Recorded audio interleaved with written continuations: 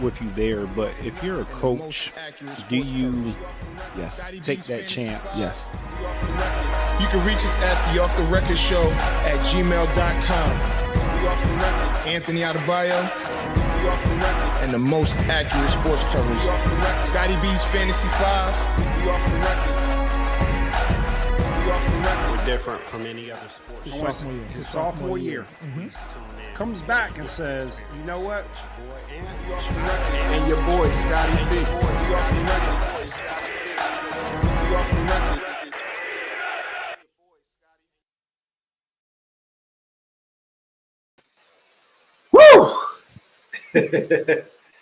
Yo, What up, just in the man? nick of time, man. What's up? What's up, man? What's going on, man? How you doing? I'm good. Excuse me, everybody. This is Off the Record. I'm Anthony Adebayo. It's your boy Scotty B, man. Hey, man. So, man, it's been all right. So today's St. Patrick's Day. I see you wearing your green. Absolutely. Got it on. I have on green also. It's just not on the camera. And it's green right there. Oh, it is green right there. The grass you talking about Ezekiel Elliott. And please, please, you don't have to show us your green. I'll take your word for it. Even if you don't have green on, I'm not coming over your house and pinching you or any of that type of stuff. So, man, you good? All right, cool. That works then. Yeah. So it's been a lot going on in football. Today actually is the start of the new NFL season. And there's been some moves being made. I mean, you had the legal tampering that started on Monday, and we saw some things happen.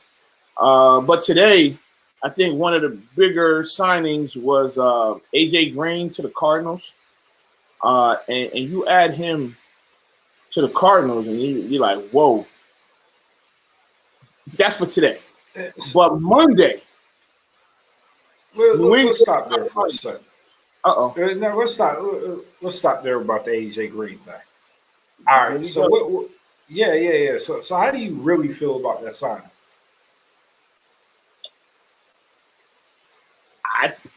I don't look at it as like a DeAndre Hopkins signing, but I think that having him there with Larry Fitzgerald and DeAndre Hopkins gives Kyler Murray a wealth of riches to throw the ball to if he stays healthy, and that's the biggest part is if he stays healthy. All right, so you're right. That's my concern is if he stays healthy. I know last year, and mind you, he hadn't played football in a really long time, and he was coming back from injuries, but he didn't look good last year. He had an extremely disappointing season. I expected more out of him, considering that he had Joe Burrow, and considering that he should have been the focal point of that offense. But I mean, too many times last year, he failed to get separation. I mean, Joe Burrow was force feeding him the ball. Now, a lot of people would say, okay, yeah, he was number one. And I mean, Cincinnati has some pretty decent receivers that pretty much Joe Burrow was throwing to. But when I saw that trade, I was like, it's not a ton of money. It's a low risk, high reward type deal. But I'm not sure I'm all in on that. You mean the signing? The signing, yeah. Of AJ Green? Yeah, I think if you're the Cardinals GM, you have to take that risk. But Yeah. I'm interested. Go ahead. No. I was agreeing. I think you do have to take that risk. And, I don't see anything wrong with it. I feel like even if AJ Green has 500 yards receiving, I think that's still a positive. I think the main thing is keeping them healthy, and we all know that in Arizona, that's where everybody gets healthy. That's where all the injured players go to get healthy. And I think that if he happens to stay healthy, that Arizona is going to be some. They're going to be some players. They're going to be some players in that league. Yeah, I mean, right now this tells me they're going all in. You saw they got the Pro Bowl center from the Raiders, so they added depth. I mean, they improved that offensive line. I mean, J.J. Watt. I mean, he's not what he used to be, but it's still. I mean, I think any team would be happy to have J.J. Watt. So that's a huge improvement. And then you add A.J. Green into the mix to where.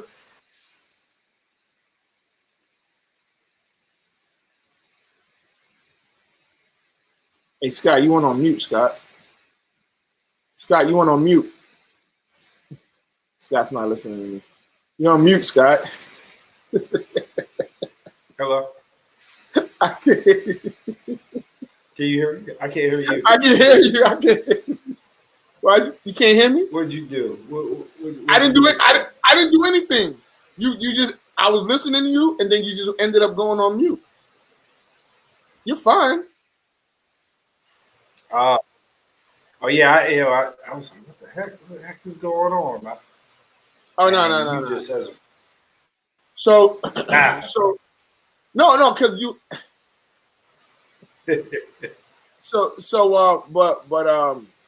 No, I agree, man. It does look like they're going all in, and J.J. Watt, like you said, he ain't what he used to be, but he's still better than a lot of the defensive linemen that are out there, and he's still a quality pickup. So with that, when we're talking about quality pickups, what is your take on New England and the moves that they have made thus far? So a lot of people say surprised. I just think that I'm not surprised. I think right now the reality of the situation is they realize they weren't a good team. In years past, they've been able to build through the draft because they've been pretty solid everywhere. But you look at like their tight end production, that's something that they've always, well, not always, but for the past decade have probably been successful at. So them going all in on the two biggest free agent tight ends didn't surprise me. The biggest surprise to me was going back in with Cam Newton. I was really surprised that he re-signed there and they wanted him to re-sign. I think you brought up some good points probably before the playoffs when we realized the Patriots were out of the playoffs was that team wasn't really that good and he didn't have a fair shake. But I was still surprised that they brought him back. Yeah, and I was to an extent, but after thinking about it, I understood why they brought him back, and I actually like the move. I do think that they probably have him now as a bridge quarterback, and I wouldn't be surprised if they draft a quarterback, and with that, have him play the season out. The only problem that I see is that if you draft a quarterback in the first round and Cam Newton starts to maybe struggle a little bit, and he's gonna get the hook, and hopefully it's not quick. Hopefully he doesn't get done how Fitzpatrick had gotten done last year. Because I didn't agree with them. Even though I said I liked Tua and I would have still drafted him at 5. Fitzpatrick had the hot hand. I didn't think that was the time to pull him. But, I mean, it seemed to work for the Dolphins last year for the most part. So, hopefully that doesn't happen with Cam. But, it's the NFL and it's Bill Belichick. So, you never know. But I do like them re-signing Cam. Well, let's dissect that a little bit, right? I think he deserves the hook if he doesn't do well. I mean, you look at the moves that they got with the receivers. They got Bourne, they got Nelson Aguilera, they got the 2 tight ends. They got the linemen. So they're trying to put pieces around him for him to be successful. I think me and you both are in agreement that last year, just with the weapons that he had, he didn't have any weapons. So he wasn't in a position to really be successful. But now They're starting to get the pieces around them, and I have a feeling they're not done. I mean, they've got a ton, a boatload of money to spend, and the draft isn't even here yet. So, right. No, I definitely agree, and you know, they picked up, you know, that lineman, the tight ends, the receivers. Do you go get another running back? I mean, they still have Sonny Michel, but is he that guy? James White is a free agent now. There are some pretty good running backs that are still left, but you know, not to mention they get in their offseason. Their opt-outs back. So I do feel that people better not sleep on the Patriots. That's one thing you don't want to do is sleep on the Patriots, because just like that, they'll be back in the running and everybody be like, "Oh, this is not fair," and you know how it is with the Patriots. So back and running is a pretty strong statement. I think that there'll be a playoff team this year. I don't see Bill Belichick losing the play, not making the playoffs twice, but they're not going to be able to replace Tom Brady. And that's just the reality that Bill Belichick is going to have to live with. Is Tom Brady? They come around every so often, and until he gets that dynamic quarterback, I mean, he'll be decent. The running back question, I think it would be a waste for them to go after a running back, just because since Corey Dillon, the Patriots are a running back by committee team. So, you know, to do that, you know, you might as well stay with what you got, maybe draft a running back in the later rounds and just continue to run by committee. Yeah. Yeah, but if you could get, I guess there aren't any, I guess, stud running backs. They're good running backs. I mean, yeah, you get another piece, and I don't think there's anything wrong with that. So, do you think that they can win a division? It's tough. Buffalo. I mean, they've only gotten better too. And they got Emmanuel Sanders. It's going to be tough for them to win that division. I mean, they don't have Tom Brady no more. So, I mean, the playing field is even. It's even now. I mean, Miami's going to be better. They're not going to get Deshaun Watson, though, so. And you don't like Tua, so. Nah. And he's their number one guy. So I mean, yeah, man, I think that they'll be there. They'll be in the running. I don't think you should just. I guess Buffalo would be the favorite, but right now, you gotta go. You go Buffalo, and I think you go New England. Because with all those opt-outs coming back, man, you got Pro Bowler starters, all these guys that are key to that defense. Right. Yeah. What you say? Nah, I wouldn't say I dislike Tua. I just don't believe in Tua yet. I haven't seen enough to be on the Tua bandwagon to where, like you said, where they bench Fitzpatrick, and you know he's the heir apparent guy, and obviously I think they have this same sentiments that I have, because they wouldn't be going after Deshaun Watson, or wouldn't even be any talks if they felt like he was that guy. So we'll see. We'll give him another couple of years, because I mean they invested a top 5 draft pick in him, so you got to give him time to at least develop. And he hasn't. I mean, he's only been in the league 1 year, but I don't see it, man. I will see it. All right. Well, so moving on to Deshaun Watson, I think we got a few things to talk about here. So, you know, I wake up this morning and we won't even get to the other stuff first, but I see that the teams that he's really interested in isn't Miami or New York. It's actually San Fran and Denver. And I said, I mean, we talked about San Fran, but Denver? Then I started to think about the pieces that Denver has. And I said, boy, oh boy. And Von Miller's coming back. You got that young receiving core, that Gordon and I can't think of the other guy. Sutton, you got Sutton. Sutton is the receiver, and you got Noah Fant.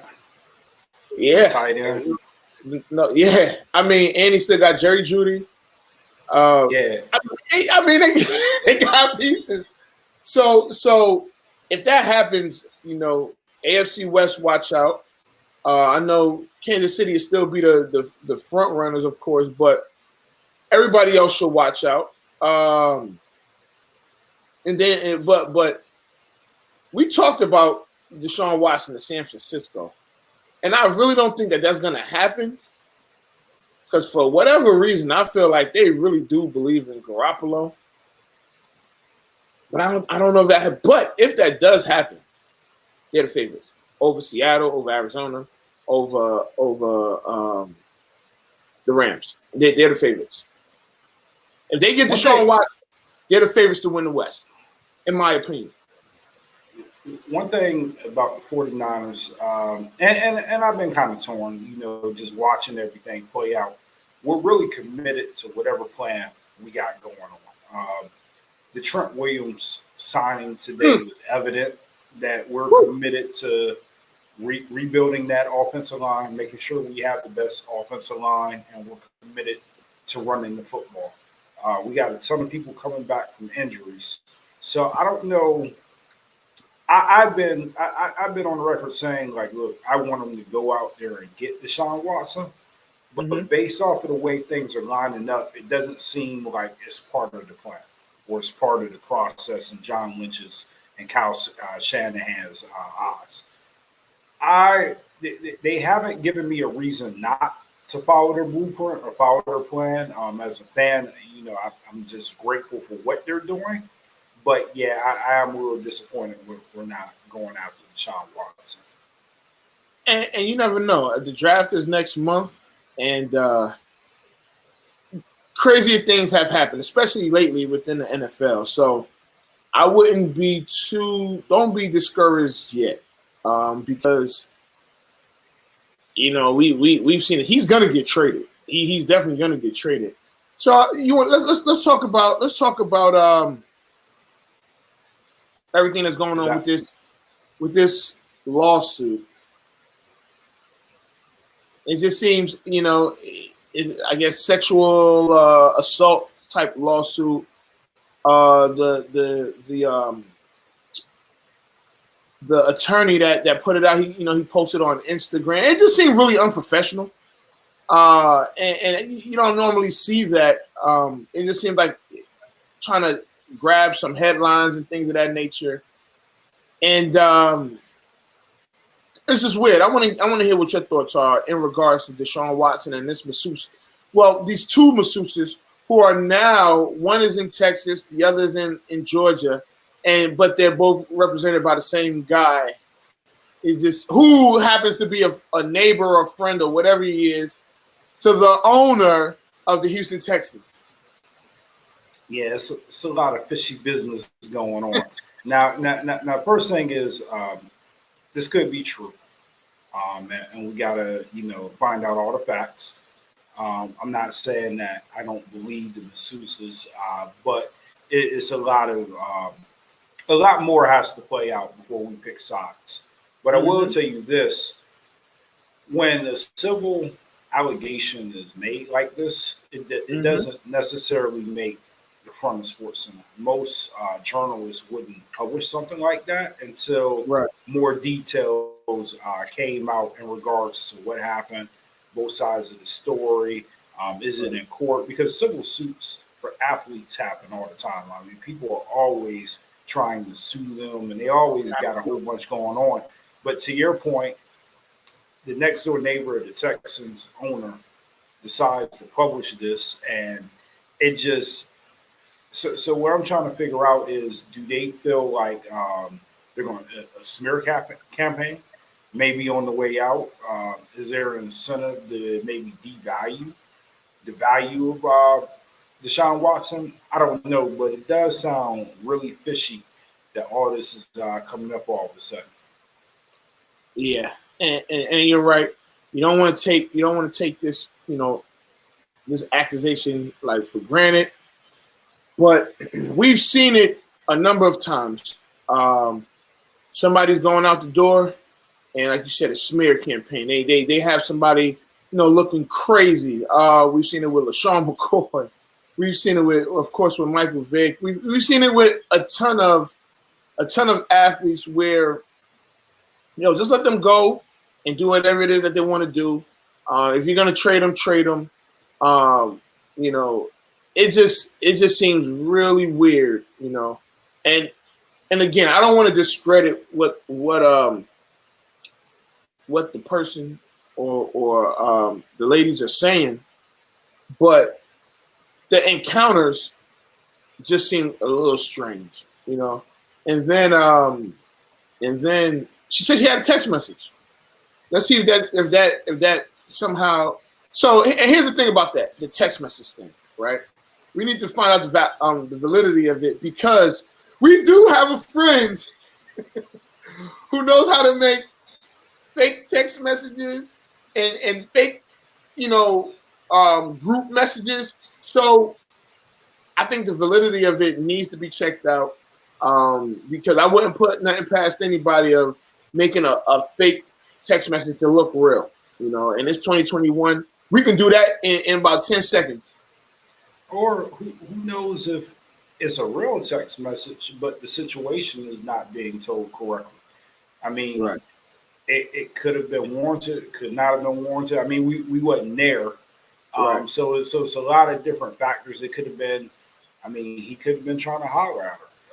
Or he could, he could have. He could have been legitimately trying to holler at her, and maybe she shut him down, and maybe some things, some languages got a little mixed up in it. I mean, there's a lot of different factors, but until we know the complete story and you have more than just a text message, then we just have to take it for what it's worth. The other thing, the Texans can benefit from this story, because now you have other teams. I don't know how many other teams out there would think this way, but do I want somebody with baggage? Do I want to sign somebody with baggage?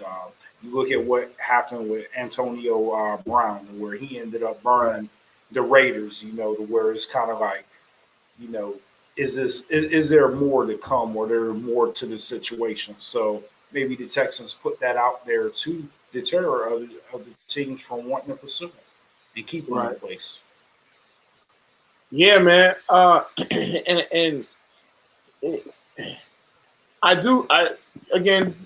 keep my own personal feelings out of this, but I'll just say that it just seems a bit strange, and I don't know if we should just jump out and say, oh, he's guilty, because that's what I don't want. You know what I'm saying? And I honestly don't think that people are doing that, because Deshaun Watson, as long as we've known, has been an upstanding citizen. And he but how many other athletes did we know that were upstanding citizens and did some crazy stuff? So I guess let's just wait and let's see it play out. What the other side of it too is, it's not a criminal charge; it's a civil. Right. So I think that's where the difference is. If it was a criminal charge that the Houston prosecutor was deciding, like, you know what, we're going to move forward with this claim, then I think you cover it a lot different. But the fact that it's a civil suit, it's like, you know what, people are sued all the time. Let's let everything play out before we even speak anymore. Yeah, man. And we'll see how the story develops. So the draft is coming up, and I feel like there's going to be more moves to be made, right? And and we can wrap up with the NFL here.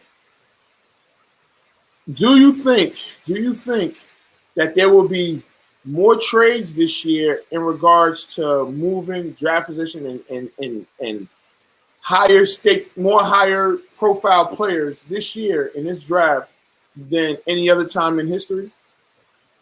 I think possibility, yeah. I think the key component that we're missing is the wide receivers have not got signed yet. Right. I think once the receivers start getting signed, because you got a lot of teams that are just holding steady, like, hold on, maybe I don't want this receiver, or maybe this guy's not that good enough. You'll start to see, like, are most of the receivers going to have to bet on themselves like Nelson Aguilera did last year? Right.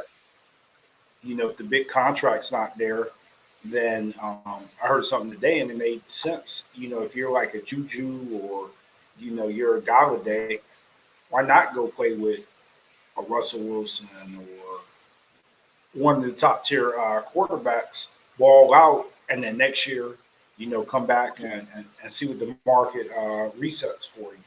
So I think once that kind of settles and once teams kind of figure out if they're going to commit to the free agent wide receivers that's out there, it'll kind of hint us to what teams are going to do in the draft, because it's a plethora of receivers. There's quarterbacks out there, and I know teams are interested in them, but we just got to see. Yeah, man. All right, well, you want to get to the winner of the week? Yeah. Yep. All right. No, you're a winner. No, you're a winner. No, you're a winner. No, you're a winner. All right, so to wrap up football, my winner of the week, and I'm sorry to everybody that has to be a Chicago Bear fan, this is Chicago Bears. I understand that they went after Russell Wilson, and, you know, that was the right thing to do. The reason why they're getting the winner of the week is for them signing Andy Dalton when they already had Mitch Trubisky and Nick Foles. I laughed when I seen that come across my ticker, sports ticker. I couldn't believe it. I was like, Andy Dalton is not even better than Nick Foles or Mitch Trubisky. So like, man, what is Chicago doing? I feel bad for that fan base. I feel bad for all this pain and suffering they've had to go through in search of a quarterback. And I just feel like, man, Andy Dalton, wow. I couldn't believe it, man. I was shocked in the ball. What are your thoughts, man?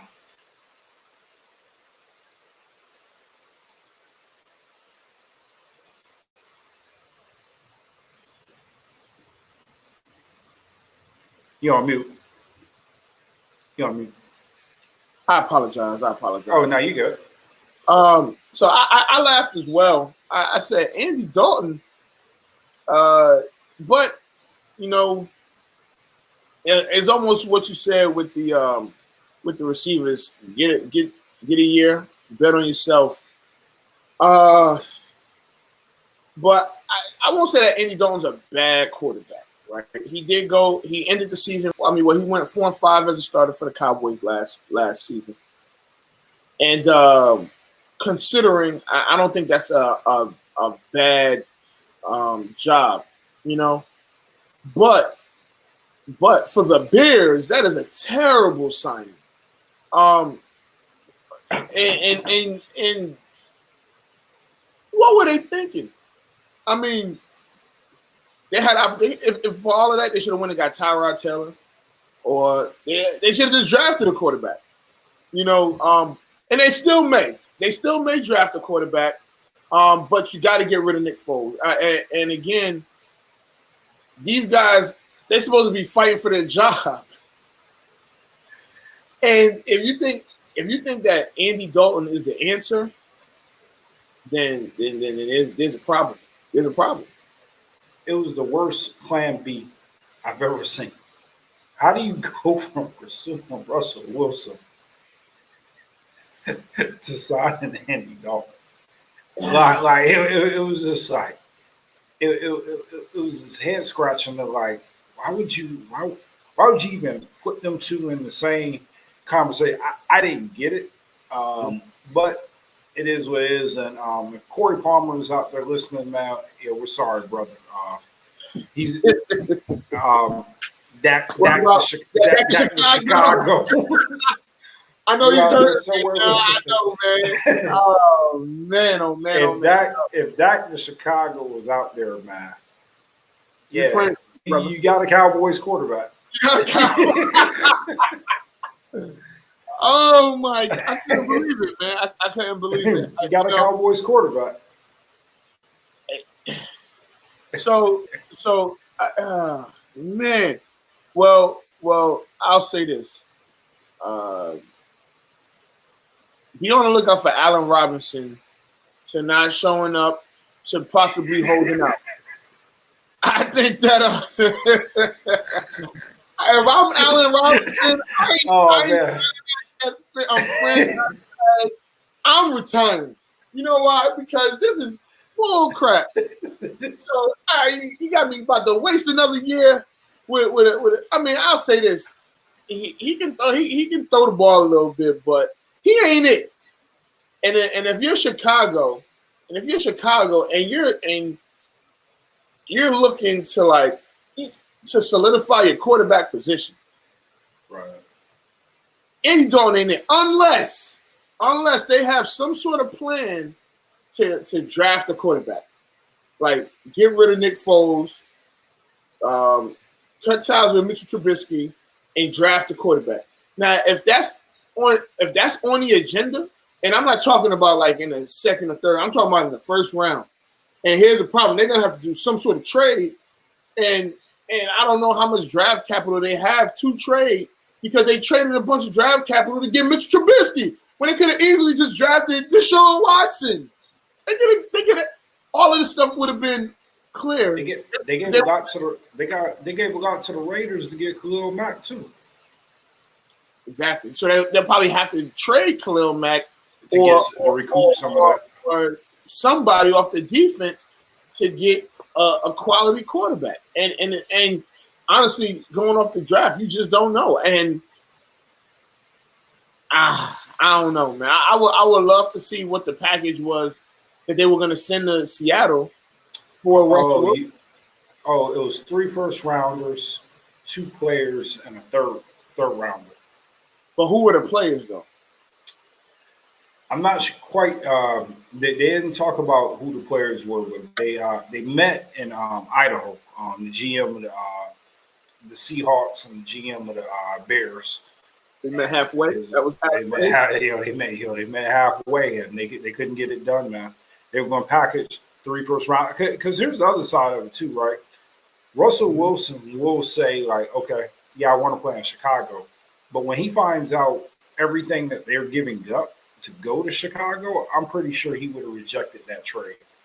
I don't think he would. He's better off staying in Seattle. Yeah, man. And man, so if I'm Seattle, I'm definitely trying to find, some O linemen, some of those O linemen, some of them O linemen that's been getting signed. The Seahawks should have been trying to acquire them, make a trade for a couple, because I mean, Russell Wilson is getting hit like crazy. So it's going to be interesting. But you're right, though. He's going to win this battle. I mean, he's not going to be traded ultimately. I think you said it a couple weeks ago. Ultimately, they're just going to meet him in the middle. They're going to get the offensive lineman that he wants. And, I mean, he wins. He might not even want to go anywhere. He might just put this narrative out there to put them on notice like, yo, you think it's gravy over here. Nah, you need to start listening to me. You need to fix this offensive line. So, who knows? Yeah, man. So NBA. Okay. The NBA's back. They've been back for about a week or so. And Giannis, 3 straight triple-doubles. What are your thoughts on that? Boy, it's a beast. I think right now everybody's kind of focused on getting their brackets ready, and we're off tournament week and stuff. But now it's going to be a lot of good basketball moving down the stretch. I mean, 3 triple doubles. I look at LeBron; he had triple double last night. And salute to LeBron too. You heard about the Boston Red Sox. Absolutely. Yeah, it was Maverick Carter. They're supposed to be in that investment group. to buy into that, man. So this shout out to LeBron, man. He's doing. It feels like he does everything right, man. It's like, damn, So, yeah, I agree. Shout out to LeBron. Embiid is hurt. He's gonna miss some time. Does this play a part in him in the MVP run? Because right now he's the favorite. Yes, unfortunately, depending on how much time he misses, it does play it because right now Embiid is. I mean he's playing out of his mind. And I think anybody that's listening, anybody that knows anything about basketball, he should be the consensus MVP. The problem is that James Harden is playing out of his mind too. And if you're taking games off, I mean, for whatever reason, if you're hurt or not, you're allowing that narrative to be pushed a lot more. Because right now people are looking at the Nets like, okay, they're the heavy favorite. And with James Harden kind of leading the charge, especially since Kevin Durant has been out for so long, it's been really all on James Harden and Kyrie Irving. It's going to be tough to beat James Harden if he goes out.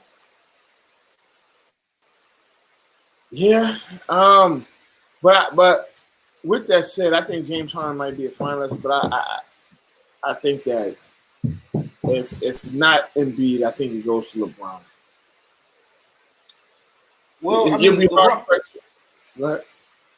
No, you're right. I mean, you're right. I mean, LeBron's having a phenomenal season too. I mean, Giannis is having a good season. I mean, you can almost go anywhere with the MVP. I think most people would agree that it needs to go to Embiid, but if he misses time, you got other guys out there. I mean, Damian Lillard is playing out of his mind. I think he dropped 50, and I forgot what the point total was that he brought them back from last night. But that brother, they were down 17 in with like 4 minutes or 3 minutes left or something like that. So I keep cutting you off. Go ahead, bro. No, you good. Go ahead. Now I was saying Steph Curry too. I mean, they're not winning as much as people would like, but I mean, he out there, he's playing, man. Yeah, and this season actually has been a pleasant surprise. It's been better than what I actually thought it would be. Because you have all these guys who are notable superstars, and you bring up Steph Curry. It just looks like they're like, if Clay was there, they would be one of the top teams in the West, and it's like, man, but Steph is keeping them above water. I think that they can make the playoffs if things go their way, but some of these guys that you just stated for MVP, any of them could win it, but ultimately, I think right now it's a 2.5 man race. I think that it's Embiid, LeBron, and you got Harden in there just fluttering in case one of those. Well, Embiid got hurt, but if something was to happen to LeBron, Harden is the next man up, and yeah. So something I wanted to float past here, and we don't have to spend a ton of time talking about it. So it came out earlier that Brad Stevens, they're possibly looking at him to go to the University of Indiana. So it got me thinking about the Boston Celtics, right? What are your thoughts on them? On the Celtics or Brad Stevens? Well, we can get into Brad Stevens. Let's talk about the Celtics first. What are your thoughts on the Celtics? The Celtics confuse me, man. It's like, it seems like they're missing something, but you don't really know what it is. I mean, because they got a couple bigs that are, you're like, oh, they're all right. They got two guys that are all-stars. Well, Kimber was an all-star as well. So it's like you got three guys that are all-stars, but you're mediocre. Something doesn't seem right with this group, like with the mix of this group. And honestly, you don't hear this from me too often. Honestly, they need to blow it up. Yeah. I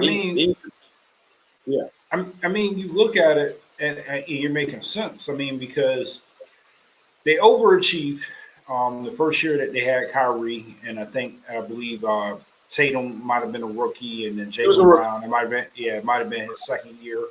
And you looked at what they were able to accomplish. They were able to go to the conference championship, and they met LeBron and the Cleveland Cavaliers, and I mean they pushed them. So I think the expectations were like, okay, they get Kyrie back the next year, they're going to be better. These young guys are going to be better. They should be able to contend in the East, and that's not what happened. So, okay, yeah, you don't get it right one year. So then you follow it up the next season, which was last year, and I mean in my opinion, they underachieved.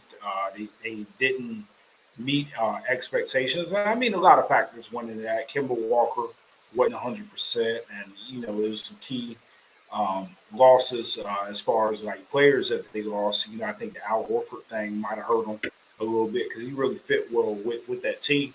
And then you go to this year, and it's just you can't put your finger on what you're missing. So that's what brings me to Brad Stevens, right? Which I have always been a huge Brad Stevens fan. I mean, even back when he was with Baylor, I felt like he overachieved.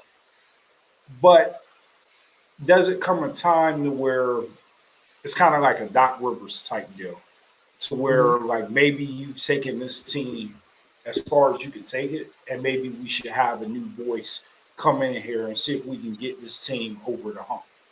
So the more I think about it, it might be for a new change in Boston. You want to hear something? Yeah, go ahead. I agree there, but I think you go a step further and look at Danny Ainge. Now we know Danny Ainge. So hear me out. And I think hear you out. Yeah. I think they're a package deal, right? Not necessarily a package, but I think that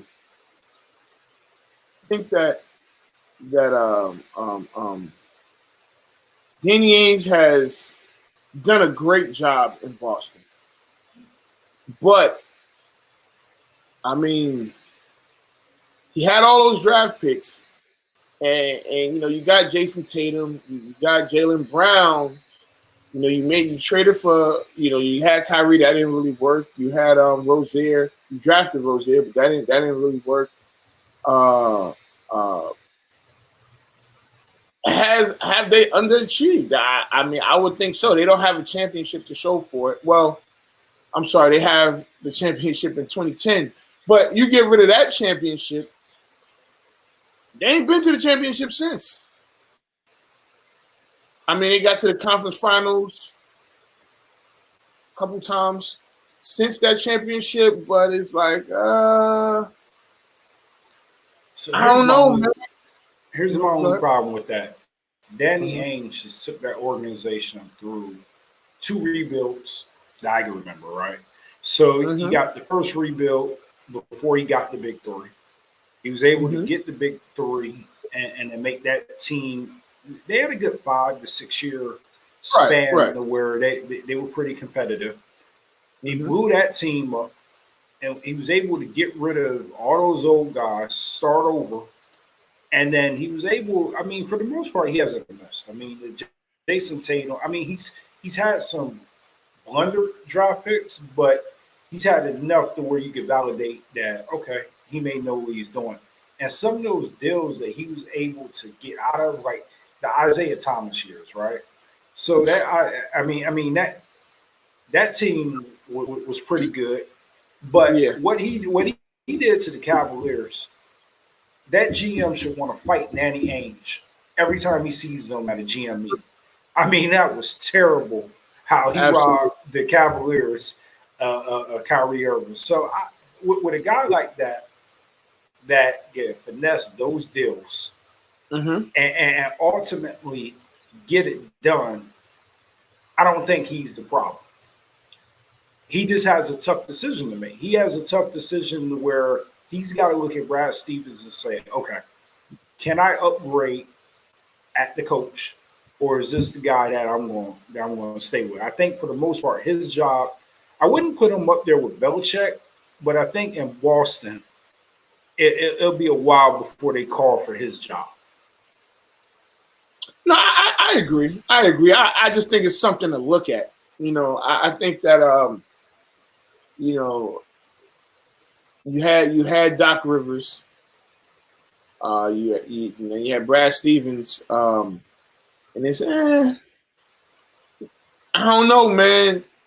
But I guess it's different because in this case, you don't hold. I just think that he should be on. I don't think he should be too comfortable.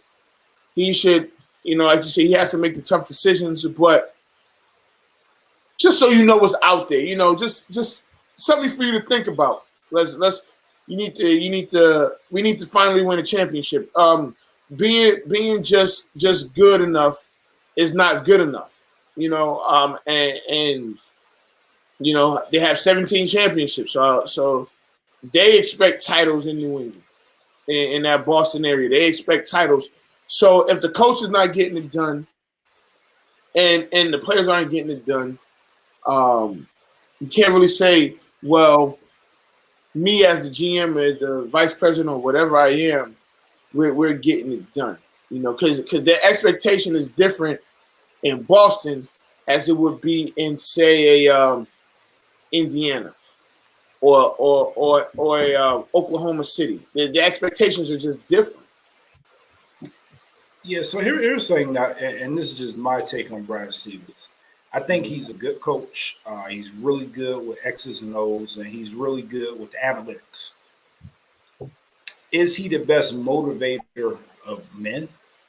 I'm not sure.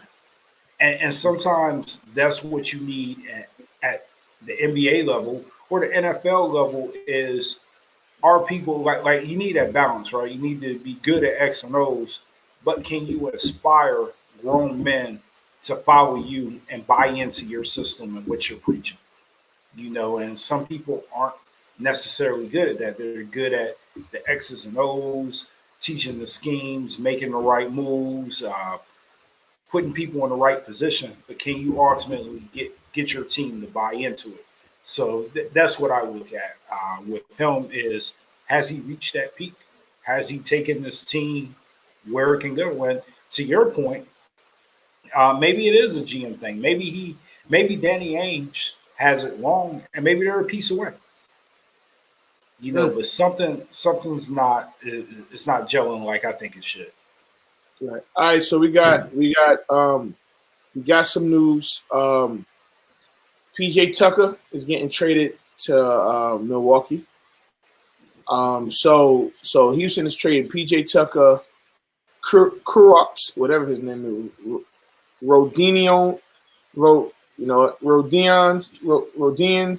Kurocs, and the Bucks 2022 first round pick back to Milwaukee for DJ Augustine, DJ Wilson, and a 2023 unprotected first round pick. And Houston also gets the right to swap his 2021 second round pick for Milwaukee's first round pick unless it falls 1 through 9. Your thoughts? Yeah, so PJ Tucker wanted out of there. I think they were looking at he hadn't been playing because he had been waiting on the trade. Shout out to Kenyon Martin's son too, man. He's out there, man, just posterizing people. But it's a sad story out there in Houston. I just have no idea what they're doing.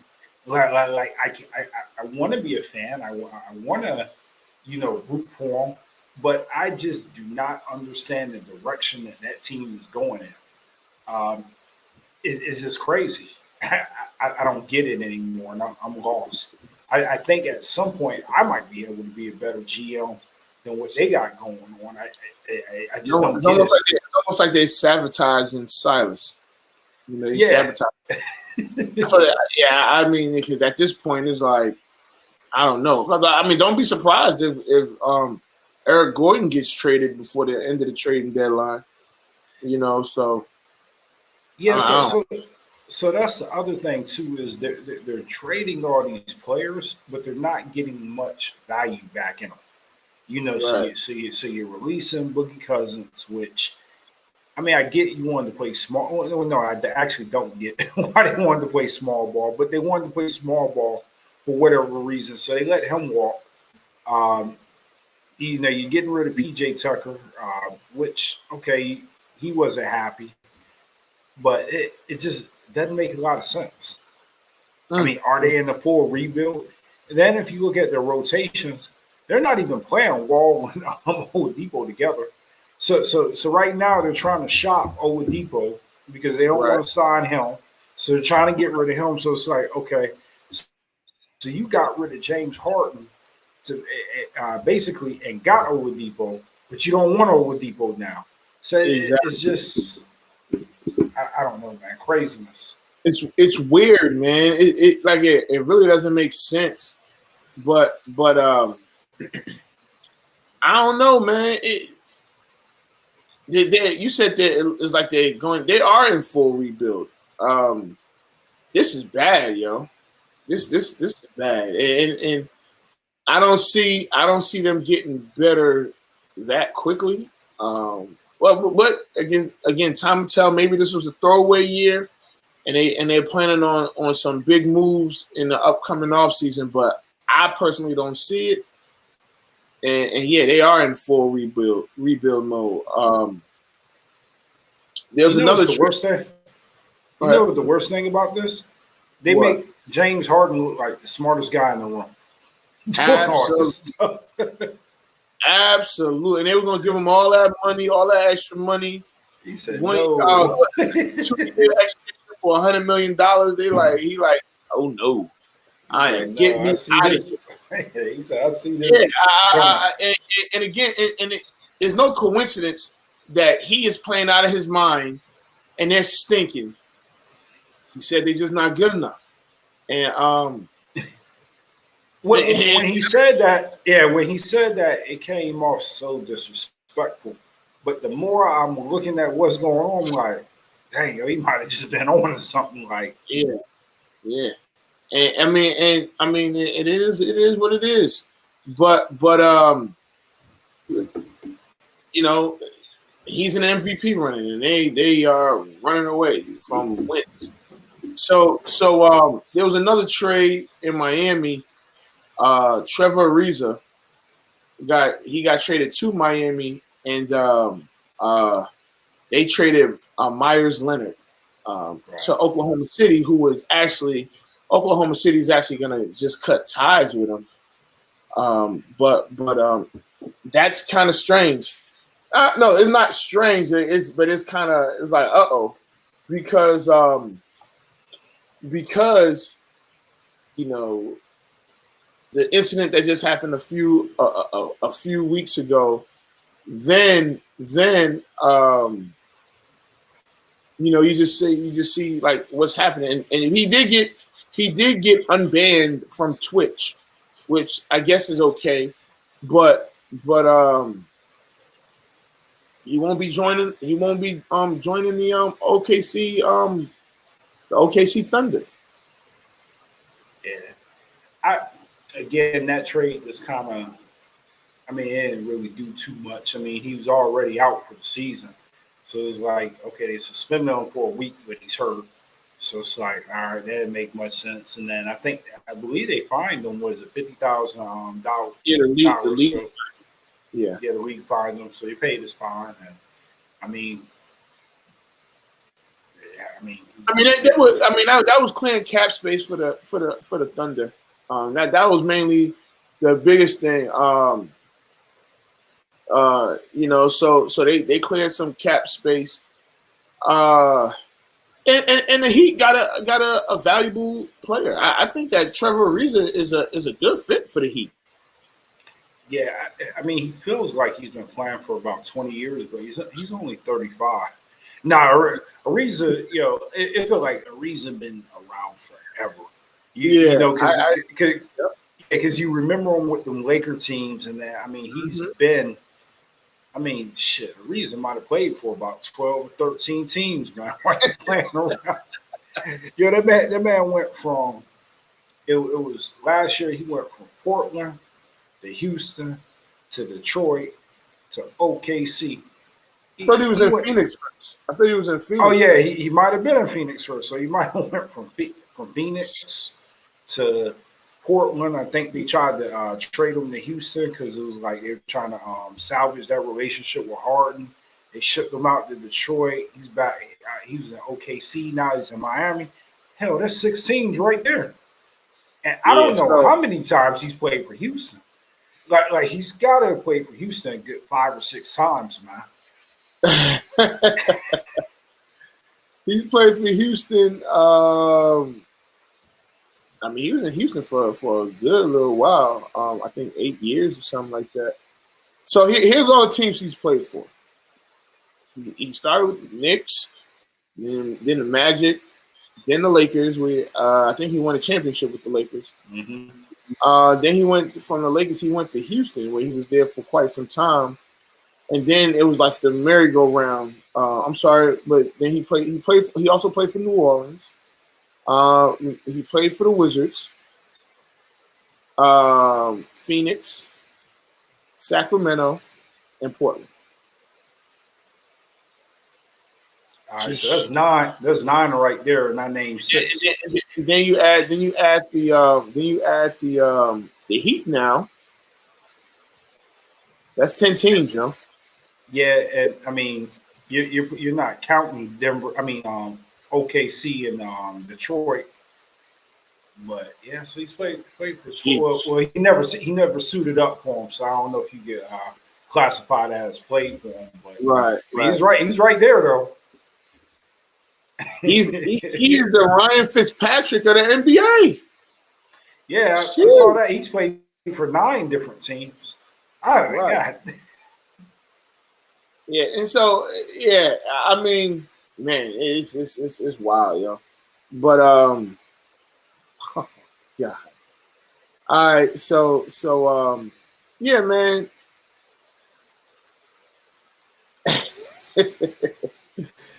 All right, so Juade is here, and it's time for us to go. So I don't even know. He's so we had a turkey bowl. We ain't gotta talk about that. I'm not talking about that, man. But I had, I scored twice in that game, or once. Maybe it was once in a 2-point conversion. But it doesn't matter. We ended up losing at the end. Is this the famous pass that you dropped? Yes, but I literally just got out the car. Yeah. See, I will not be bullied today. I will not. But nah. We got some things. Some people scheduled to come on here, and we'll talk about it. But I do want to give a shout out. Speaking of Virginia State, I do want to give a shout out to President Abdullah. He done went viral. Crossing up the young man that tried to, he was crossing up cats all over campus, and I guess he ran into some stiff competition with the president. So if you guys haven't seen it, President Abdullah took off his jacket, crossed up the young man, gave the young man his ball back, put his jacket back on, and walked off. And I thought that was a cool moment for HBCUs, for VSU. And again, we've had him on the show, and it just shows how relatable he is to kids, how down to earth he is, and things of that nature. And man, I do still honestly feel like he's the best university president in the country. I mean, you just don't see that with the relatability to the presidents of these other institutions, whether it's an HBCU or PWI. It doesn't really matter. I think that he's up there with all of them. Yeah, it reminded me of President Obama. him doing that. Just the type of feel, and I couldn't agree with you more, bro. Yeah, man. So again, you can check us out on YouTube. Our YouTube channel is youtube.com/C/Off the Record Show. Facebook is Off the Record. Instagram is the Off the Record Show. And Twitter is the OTR brand. But yeah, man, I think we just about out of time. I will say we do have another show coming out very, very soon with our sisters. And we'll give you more details on that. It's called Off and On. And just be on the lookout for that. I think that's going to be I think it's going to be dope, man. It's going to be crazy. Excited. It's going to be crazy because absolutely. And you know, and we go back and forth a lot about different things and don't expect any different when we premiere soon. So just be on the lookout for that. But yeah, man, this Off the Record. I'm Anthony Adebayo. It's your boy Scotty B. Scott look like he about to go to sleep. You all right, Scotty? Oh, nah. I'm up, man. Married at First Sight coming on. Oh, my God. So I'm about to fill out my bracket and watch Married at First Sight, man. Oh, hold on. Before we go, before we get out of here, let's do our brackets real quick. Who you got win the championship? Michigan. No, really. Who you got win the championship? I have one bracket for Michigan and one for Gonzaga. I have Gonzaga. I honestly don't feel like there's a team that can really beat Gonzaga. But if there is going to be a team that beats them, it's going to be Michigan. You know, because they have shooters and they play team defense. And I think that is the key to winning basketball. You have shooters and you play team defense and you'll be fine. But again, we out. Just Off the Record. All right. Anthony Adebayo. With you there, but if you're a coach, do you take that chance? Yes. You can reach us at the Off the Record Show at gmail.com. Anthony Adebayo and the most accurate sports coverage. Scotty B's Fantasy 5. We're different from any